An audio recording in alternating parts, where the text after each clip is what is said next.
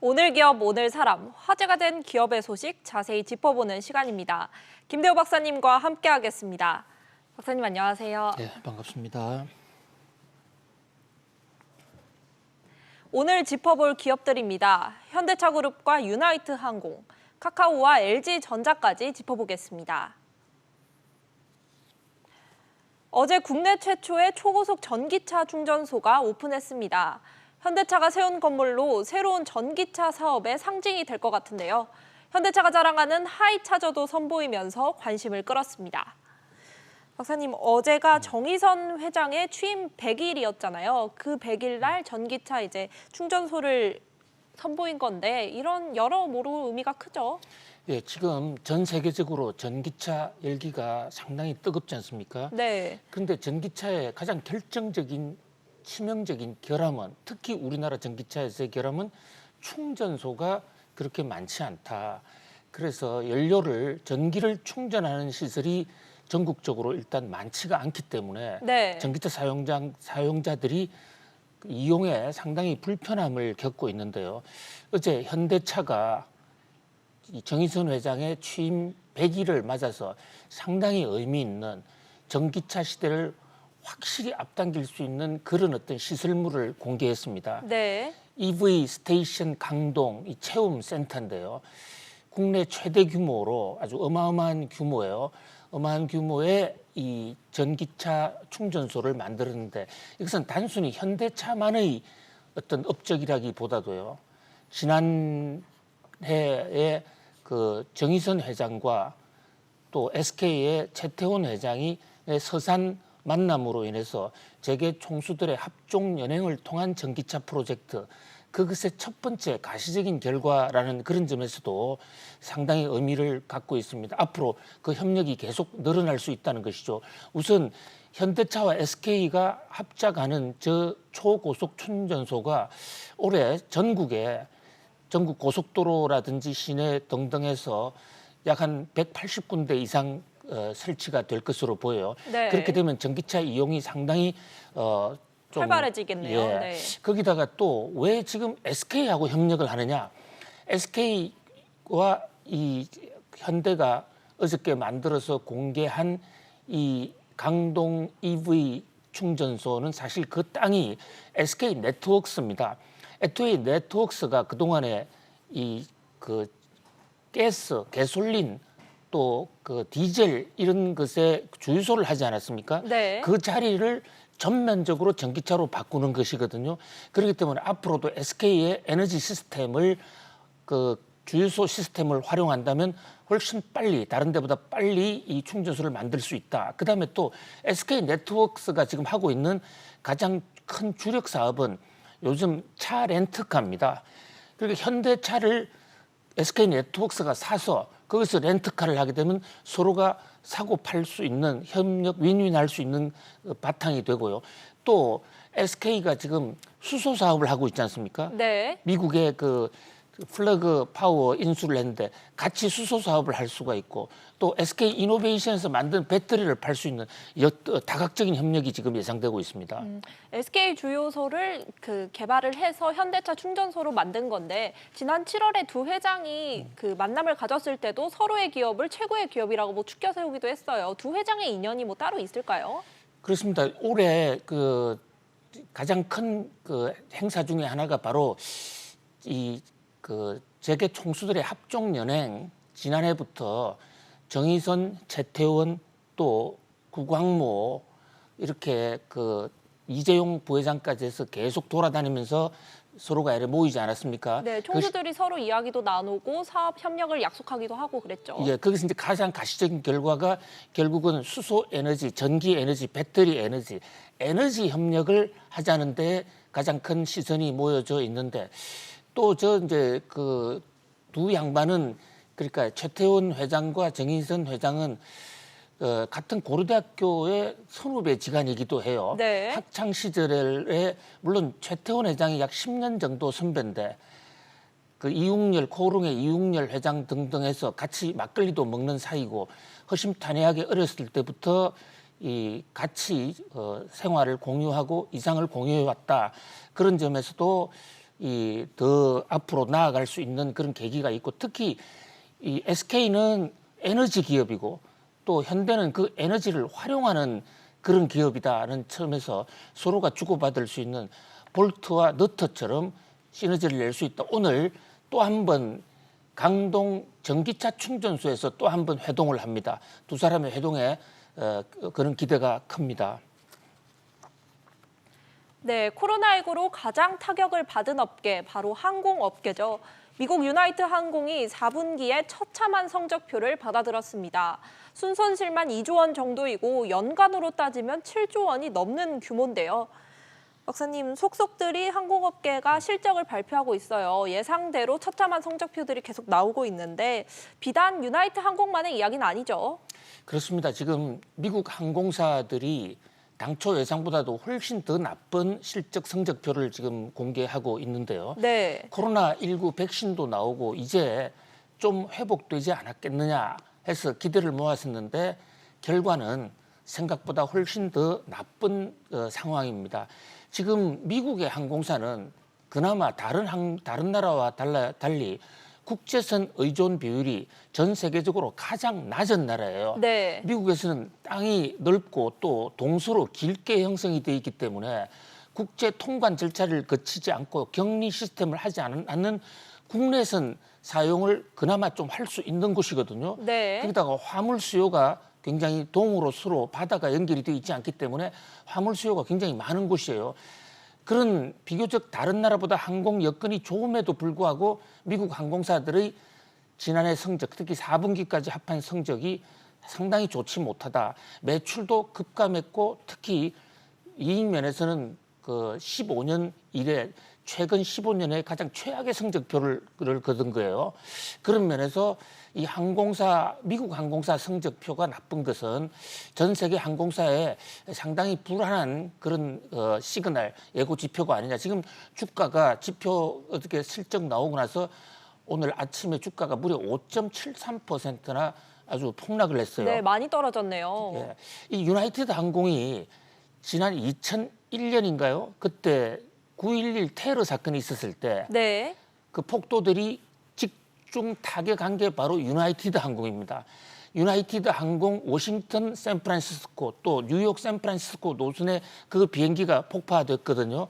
그 당시에 그 유나이티드 항공이 도산의 위기를 맞은 적이 있는데 어저께 뉴욕 증권시장의 애널리스트 분석으로는 911 사태보다도 지금 코로나 사태가 훨씬 더 지속적이고 무섭다. 911은 한 번으로 끝났지만 코로나는 지금 언제 재개될지 모른다는 점에서 경영의 불확실성이 더 가중되고 있다. 이런 지금 우려가 나오고 있습니다.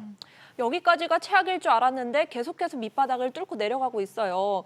아무래도 그래도 이제 실적 개선을 해야 될 텐데 그 뾰족한 수가 백신밖에 없을까요? 일단 그 게임 체인저는 코로나 백신이 나와야만 사람들이 안심하고 비행기를 탈 수 있고 또 장시간 비행기를 타게 되면 옆 사람과의 감염 공포 위험이 상대적으로 다른 어떤 교통법보다도 높기 때문에 네. 결국 코로나 백신이 나와야 된다라는 이런 얘기인데 지금 미국에서는 트럼프 대통령이 퇴임 마지막에 입국 절차를 좀 간소화 시켰어요. 코로나 이제 그 일구가 어느 정도 끝났다 이러면서 생활 불편을 덜어준다는 측면에서 그런 행정 명령을 내렸는데 네. 바이든 대통령은 지금 그게 아니다. 오히려 지금은 통제를 더 강화하고 마스크도 더 오래 끼고 비행기 입국 절차도 더 강화해야 된다 이러지 않았습니까? 네, 바이든이 첫 행보로 코로나19에 대한 대응을 강화했죠. 행정명령을 통해. 그렇습니다. 그러니까 트럼프 대통령의 행정명령이 이달 25일부터 발령이 되거든요. 그런데 그게 이제 최시행도 되기 전에 바이든 대통령이 와서 그걸 또 바꿔버리면 네. 당분간은 이 미국의 그 방역권 강도가 더 높아질 것 같고 비행기 승객들의 활동 반경이 더 좁아질 것으로 보입니다. 특히 이제 이런 가운데 국제선, 우리나라에서 미국으로 가는 비행기에 대해서도 지금 다음 주부터는 음성 확인서를 의무화했죠. 사흘 전 음성 확인서를 받아야 되기 때문에 그만큼 불편이 더 클 것이고 비행기 항공사의 회복도 좀 더 늦어질 것이 아닌가. 그러나 오히려 이제 일각에서는 이렇게 좀 통제를 강화하는 것이 회복 속도를 더 빨리 앞당길 수도 있지 않겠냐. 그래서 필요한 조처다라는 이런 지적도 없지 않아 있습니다. 네, 김범수 카카오 의장이 아내와 자녀 등 친인척에게 카카오 주식 1,400원어치를 증여했습니다. 카카오 측은 개인적인 일이다라며 확대 해석을 경계했는데요. 박사님, 증여 액수를 보면 아내와 자녀 2명에게 260억씩 증여를 했죠. 갑자기 그리고 또 처음으로 증여를 한 거라 이런 배경을 두고 좀 여러 분석이 나오고 있죠. 카카오 하면 대한민국의 혁신 기업의 상징이고 또 거기에 김범수 회장은 그동안 여러 언론 인터뷰에서 기존의 우리나라 한국의 오래된 재벌 기업과 혁신 기업은 차이가 있다. 네. 그래서 그런 어떤 가족 경영 또 자녀들에게 주식을 물려주거나 경영권을 물려주는 거 이런 거 하지 않겠다라고 누누이 강조해 온 분이기 때문에 김범수 회장이 느닷없이 자식들과를 포함해서 친척들에게 주식을 정리한 거에 대해서 지금 말들이 많습니다. 과연 그 배경이 무엇일까? 그런데 지금 카카오 측에서는 일단 대주주 본인이 하는 것이기 때문에 우리는 공시 의무도 없고 또 물어볼 방법도 없다. 이래서 노 코멘트로 일관하고 있는데 네. 그동안에 국민들이 가장 사랑해왔던 기업 또 국민들과 가장 호흡을 많이 해왔던 기업이기 때문에 좀 김범수 회장의 내막을 좀 얘기를 해주는 게 오히려 국민과의 소통에 좀 낫지 않느냐 이런데 일각에서는 그동안 자신들을 뒷바라지해온 가족 형제들 누나들 김범수 회장이 흑수저로서 고생을 많이 했어요. 네. 그러니까 그 중고등학교 때 대학 시절에 뒷바라지한 분들에 대해서 어떤 보답을 한 것이 아닌가라는 네. 그런 측면도 있습니다만은 그러나 또 일각에서는 결국은 이것이 나중에 결정적인 어떤 의사결정을 하는 이 표결이 나왔을 때는 결국은 범가족 해서 이 김범수 직계 가족의 오나 일가의 경영권 장악이 아니냐라는 그런 곱지 않은 시각도 있습니다. 이번 일을 두고 단순히 감사함의 표시냐 혹은 경영권 승계의 포석이냐 이런 점을 두고 좀 말이 많은 것 같은데 이렇게 되다 보니 카카오의 지배 구조도 좀 궁금해요. 혁신 기업이란 이미지와 걸맞게 기존 재벌과의 좀 차별점이 있나요? 그래서 지금 이 카카오는 사실 김범수 회장의 1인 치하 김범수 회장의 이 지분 장악력이 훨씬 더 강합니다. 네. 지금 카카오라는 회사가 지배 회사 격인데요. 아직까지 완전히 이 지주회사 형태를 갖추지는 않았죠. 카카오 지분의 약 15%를 본인이 직접 갖고 있고 네. 또 김범수 회장이 갖고 있는 자그마한 회사가 그 100% 소유하고 있는데 그 회사가 또 15%의 카카오를 지분을 갖고 있기 때문에 실질적으로는 김범수 회장이 절반 이상을 갖고 있다 이렇게 볼 수가 있어요. 그런데 그뿐만이 아니라 카카오에 대한 이 지분 구조, 지배 구조에 대해서는 비판적 시각이 있는 것이 김범수 회장이 많이 갖고 있는 거기에 더해서 카카오의 지금 이사회 또는 경영청의 핵심 간부들이 부인도 이사고 동생도 이사고 또 그 이사들의 면면을 뜯어보면 김범수 회장과 대학 동창 또 중고등학교 친구, 고향 친구 이런 아닌 사람으로서는 제대로 된 지금 임원이 없다. 그래서 완전히 일가족 회사다. 이래서 이런 것이 혁신인가 하는 그런 어떤 비판적 시각이 있던 차에 이번에 또 가족들한테 지분을 이렇게 대폭 줬단 말이죠. 물론 그 지분이 크게 많지도 않고 그동안에 자기가 개인적으로 고생했고 뒷바라지한 사람을 도와준다라는 그런 긍정적인 측면도 있을 거예요. 네. 그러나 굳이 그렇다면 주식이 아닌 다른 방법으로도 얼마든지 정의를 할 수가 있는데 주식을 해놓으면 결과적으로는 가족 지분 장악이 아니냐라는 비판이 나올 수가 있다. 그러면서 좀 안타까운 측면도 있습니다. 네, LG전자가 스마트폰 사업을 두고 처음으로 철수 가능성에 입을 열었죠. 사업 철수만으로도 여러 가지 의미가 있지만 사실 기업이 어떤 사업을 접는다는 건 그 안에 일하는 직원들이나 협력업체 또 고객들에게도 영향을 갈 수밖에 없는 일입니다. 네, 박사님, LG전자가 진짜로 사업을 접게 되면 오는 파장에 대해서 하나씩 짚어볼게요. 우선 LG폰을 사용하는 소비자들은 고장이 나면 수리를 받지 못한다. 이럴 수도 있는 건가요? 그런 대비는 하겠습니다만 일단 그 매니아 고객들로서는 우려가 있는 것이죠. LG전자의 스마트폰이 최근에는 상당히 부진하지만 그럼에도 불구하고 약 26년 동안 오랫동안 LG만을 써온 소위 LG 충성 고객이 적지 않습니다. 네. 그 사람들이 지금 LG가 스마트폰을 그만한다고 그러니까 좀 멘붕 상태가 된 거예요. 물론 LG는 다른 데 팔거나 사업을 축소해도 서비스 센터는 그대로 둔다거나 일정 기간 유지하고 또 인수한 업체에도 그 유지를 의무로 달겠지만은 아무래도 LG전자가 스스로 하는 것만큼은 서비스가 좋아지기는 어렵고 또 네. 일부 부품의 경우에는 단품이 될 수 있기 때문에 우려가 좀 큰 것이죠. 최근에 LG가 LG 화학을 분사하면서도 오랜 LG의 매니어 팬들, 그렇게 LG의 배터리 하나를 보고 투자한 주주들의 의견을 무시하고 일방적으로 LG 에너지 솔루션이라는 회사로 분리 독립을 그것도 그 물적 분할이 아닌 일적 분할이 아닌 물적 분할을 함으로써 원성을 많이 찾는데 네. 이번에 LG 스마트폰의 이 사업 단종도 아직 확정된 것은 아닙니다만은 권봉숙 사장이 그 문제에 대해서 편지를 내놓으면서 자신들 직원들에 대해서는 일자리를 보장할 테니까 걱정하지 말라는 메시지가 나왔습니다만은 네. 소비자들에 대해서는 어떻게 하라는 메시지를 내놓지 않는 것을 보고 LG의 인화는 소비자들과 고객의 인화가 아니라 자기 직원들만의 인화라 아닌가 이런 오해를 살 수도 있다. 그런 면에서 LG가 조금 정신을 좀 차려야 될 것으로 보입니다. 구광모 회장이 신년사를 통해서 고객을 엄청나게 강조를 했었잖아요. 그것과 좀 대비되는 움직임인 것 같은데 그러면 하나만 더 여쭤볼게요. 협력업체의 경우에는 대형 고객사가 없어지는 건데 업계에선 좀 어떻게 바라보고 있나요? 그렇습니다. 사실 협력업체의 고민은 훨씬 더 심각합니다. 고객은 뭐 LG 안 써도 당장 목줄이 날아가는 건 아니지만 네. 협력업자 입장에서는 LG의 모든 모듈을 맞춰왔던 하청 업으로서는 LG가 사업을 접거나 아니면 다른 회사에 넘기게 되면 당장에 납품을 하지도 못할 수 있다는 위기를 맞을 수 있는 것이거든요. 네. 그 대목에 대해서도 LG는 지금까지 아무 말이 없어요. LG는 사실 2년 전에 저 공장을 LG전자의 많은 부품을 베트남으로 다 옮기지 않았습니까?